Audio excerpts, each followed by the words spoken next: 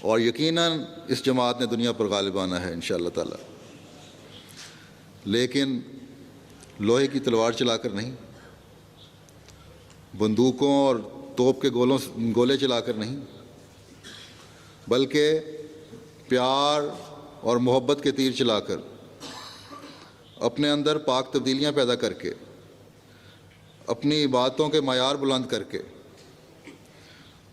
اپنی راتوں کو اس کے حضور جھکتے ہوئے، گڑ گڑاتے ہوئے،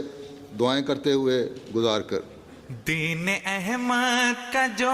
آج سالار ہے، تیر ہاتھوں میں اس کے نہ تلوار ہے، ساتھ فوجوں کی کوئی نہ یلغار ہے، ابن منصور کی ایک للکار ہے، دین احمد کا جو آج سالار ہے، تیر ہاتھوں میں اس کے نہ تلوار ہے، ساتھ فوجوں کی کوئی نہ یلغار ہے، ابن منصور کی ایک للکار ہے، ڈنکا توحید کا اب بجائیں گے ہم، پرچم دین احمد اڑائیں گے ہم، ڈنکا توحید کا اب بجائیں گے ہم، پرچم دین احمد اڑائیں گے ہم۔